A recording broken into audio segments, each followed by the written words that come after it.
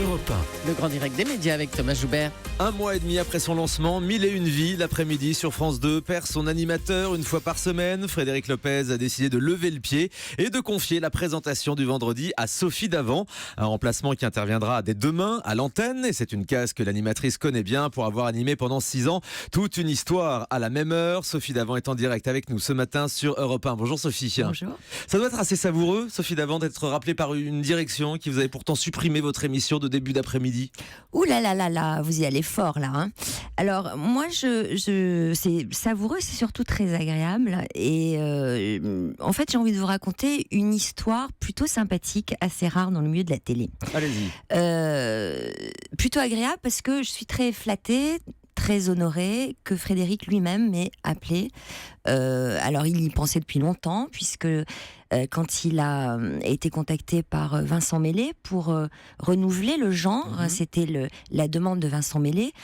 Il lui a dit que ça ne l'intéressait pas de présenter tous les jours cette émission et que d'ores et déjà il voulait qu'on pense à quelqu'un pour le remplacer, pour qu'il puisse continuer ses activités annexes. Il trouvait que c'était trop lourd d'assurer une quotidienne. Donc déjà, il avait envisagé un remplaçant dès le début, donc c'était clair dans son esprit. Il se trouve que Fred m'a appelé au mois de mai ou au mois de juin, je ne sais plus, pour dîner avec moi, pour qu'on discute. Moi, à ce moment-là, j'avais besoin de me retrouver un peu, parce que je sortais quand même de 6 années de présentation de toute une histoire. Et puis, vous prenez votre place, honnêtement, Sophie. Que j'ai adoré présenter. J'avais besoin de faire le deuil de tout ça, tout en comprenant très bien qu'on veuille renouveler le genre, parce que cette émission devait être transformée, renouvelée. Moi, j'adorais cet exercice. Donc voilà, il fallait que je me retrouve un petit peu. J'ai un ami proche qui a un proverbe que j'aime bien, et qui dit « Je suis tombée de cheval, ça tombe bien, je voulais descendre ». J'étais quand même un petit peu dans cet état d'esprit. France 2 aurait pu renouveler cette émission toute une histoire avec vous. Oui, mais je comprends qu'on soit allé chercher Frédéric, parce que c'est un créatif, un concepteur, c'est quelqu'un qui a des idées. Et là, il est coproducteur de l'émission. Et oui, là, il a créé un format qui est un mélange de plusieurs émissions qu'il a déjà conçues. Et il a renouvelé le genre, il a créé un écrin, un autre univers. Et voilà, et chapeau, parce que franchement, je le vois travailler, je vois la précision, la passion qu'il y met, la sincérité qu'il y met. Et voilà, donc il se trouve qu'en mai-juin, j'avais pas envie, j'avais besoin de me retrouver. Même histoire avec Stéphanie Guérin, la coproductrice aujourd'hui, qui travaillait à Réservoir Prod. Donc j'avais pas envie d'y aller. Il se trouve que Fred m'a rappelé il y a un mois et voilà, là j'avais réfléchi tout l'été, j'allais très bien parce que...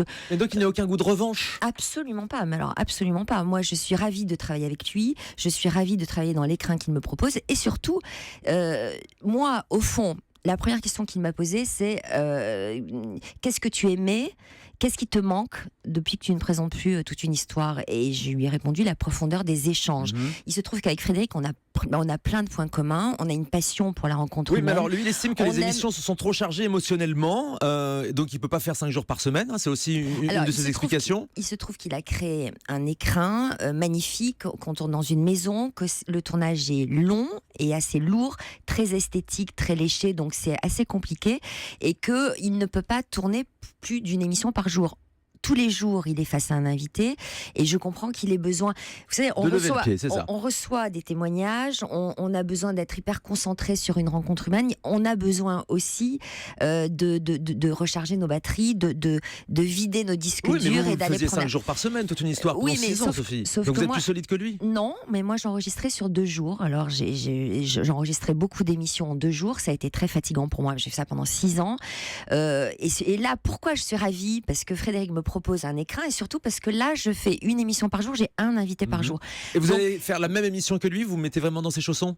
Je fais exactement la même émission que lui, mais là ce qui est formidable, c'est que je vous disais qu'on a des points communs, on est heureux de travailler ensemble, et surtout il a l'intelligence de vouloir profiter de mon expérience de 6 années de présentation de toute une histoire, donc de mon regard.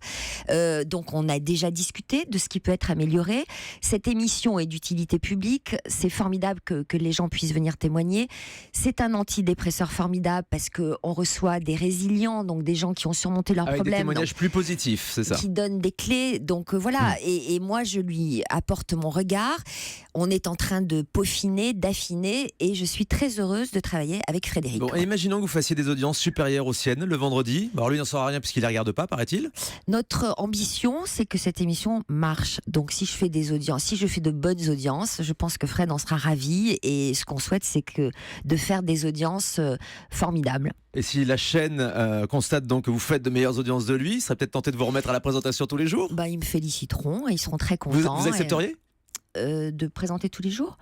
Honnêtement, moi, je débarque pas dans le sillage de Fred pour lui piquer sa place. Je suis pas du tout dans cet état d'esprit. Je débarque dans son univers pour travailler avec lui.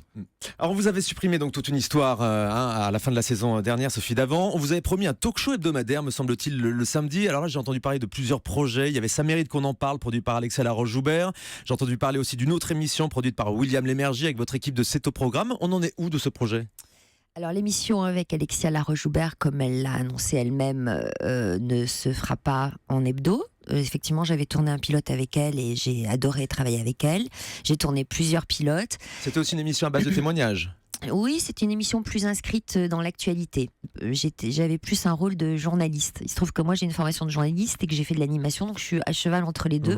Donc je peux mettre le curseur où je veux, c'est pratique. Donc soit plus journaliste, soit plus animatrice, soit plus dans la profondeur, soit plus dans la légèreté. D'accord, celui est abandonné et celui avec votre équipe de C'est au programme. On nous a demandé de travailler avec William sur un concept. William Lémergie. C'est fait, le concept est prêt. Comment ça s'appelle ?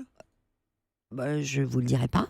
Parce que, si c'est prêt, vous le savez. Non, mais c'est pas un problème de titre. Le concept est prêt. On attend juste que la nouvelle direction prenne ses décisions. Je pense qu'ils sont en train de réfléchir à leurs priorités, au budget. C'est compliqué. Quelles sont les priorités du moment ? Est-ce que c'est de mettre à l'antenne une émission hebdo ou pas ? Je pense que c'est pas à moi de dire. Nous, on est prêts. Ça tournera autour de la vie personnelle, de la vie intime ? Pas du tout. Pas du tout. C'est une fausse piste. Donc, vous avez d'ailleurs rencontré votre nouvelle patronne des programmes, Caroline Gott ? Je l'ai eu au téléphone. Ouais. Qu'est-ce que vous avez envie de lui dire ? Qu'est-ce que vous lui avez dit ? Je lui ai dit que j'étais super ravie de travailler avec Frédéric, que j'étais ravie de retrouver ce genre du témoignage.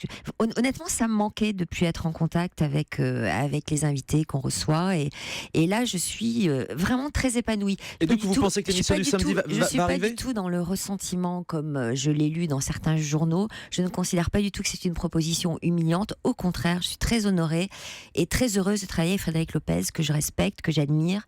C'est quelqu'un dont j'ai toujours regardé les émissions et je me sens extrêmement proche de lui sur le plan humain et professionnel. Et donc cette émission hebdomadaire, rien qu'à vous, elle a des chances d'arriver selon vous ? De poser la question à la direction de France 2. Moi, là, j'ai un objectif, c'est d'être à la hauteur du rendez-vous que Fred me donne. Et puis voilà, vous savez, j'ai commencé les enregistrements, j'y vais cet après-midi. Je suis très heureuse pour une de diffusion demain.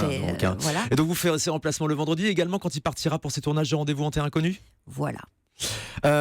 Encore sur les nouveaux patrons à France Télévisions, est-ce que vous avez compté, Sophie Davant, le nombre de patrons des programmes que vous avez eu depuis vos débuts sur France 2 ? Je ne suis pas du genre à compter ni le nombre d'émissions que j'ai présentées, ni le nombre de patrons que j'ai rencontrés. Je déteste compter, en fait, j'ai horreur de ça. Mais c'est pas désespérant de voir cette valse des dirigeants pour installer des programmes dans la durée, pour vous construire votre carrière d'animatrice ?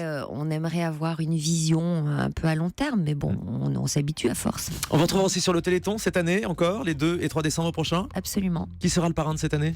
J'ai pas le droit de le dire. Vous n'avez pas le droit de le dire. Conférence de presse la semaine prochaine. D'accord, mais ce sera un grand artiste français sans aucun doute, oui. Comme on a l'habitude. Et si vous êtes d'accord, c'est le 30e cette année, donc 30, il y aura anniversaire du Téléthon. Il y aura un parrain, mais il y aura surtout beaucoup de parrains qui viendront nous rejoindre. Des anciennes éditions précédentes, effectivement. Si vous êtes d'accord, on viendra faire l'émission Le Grand Direct des médias sur place au Téléthon pour vous soutenir les 2 et 3 décembre prochains. C'est super sympa, bien sûr que je suis d'accord.